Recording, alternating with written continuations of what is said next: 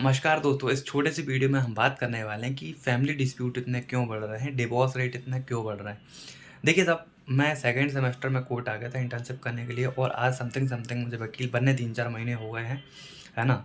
और मैंने कम करीब अपने 2.5 साल के एक्सपीरियंस में मतलब जो मैंने देखा है सीनियर के क्लाइंट्स को कोर्ट में, क्लाइंट्स जो दूसरी वकीलों के आते हैं या मैंने ओवरऑल जो अपना ऑब्जर्वेशन किया है मैंने अपने एक्सपीरियंस से, वो ये रहा है कि जब तक हस्बैंड और वाइफ के बीच में मिसअंडरस्टैंडिंग रहेगी, अंडरस्टैंडिंग नहीं रहेगी, कम्युनिकेशन अच्छा नहीं होगा, एक दूसरे को ठीक से नहीं समझेंगे, एक दूसरे की बातों को नहीं समझ पाएँगे, तब तक उनके बीच में कभी भी ठीक से वो रह ही नहीं सकते।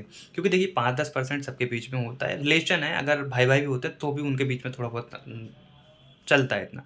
तो फिर तो बात हस्बैंड-वाइफ की है, तो इसमें इतना तो चलता है 5-10% सबके बीच में होता है, फिर अंडरस्टैंडिंग कितनी है वो डिपेंड करता है।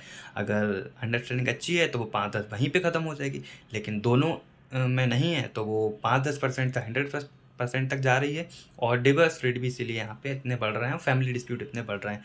ठीक है? देखिए साहब, जब मैं यहाँ पे आया था तो मेरे मन में एक डाउट था, मुझे लगता था कि पैसा है तो सब कुछ है।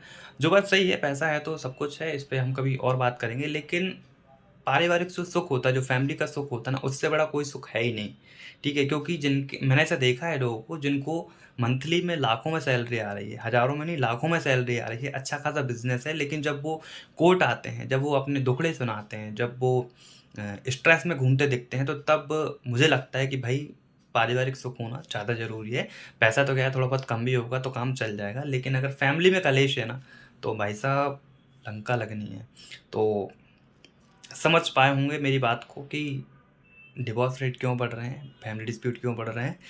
हस्बैंड और वाइफ में मिसअंडरस्टैंडिंग है, अंडरस्टैंडिंग नहीं है, कम्युनिकेशन अच्छा नहीं है, फिर वो चाहे लव मैरिज वाले हों या अरेंज मैरिज वाले हों, अगर अंडरस्टैंडिंग नहीं है, एक दूसरे को नहीं समझ पा रहे हैं, तो वो कहीं पे खुश रह ही नहीं सकता है।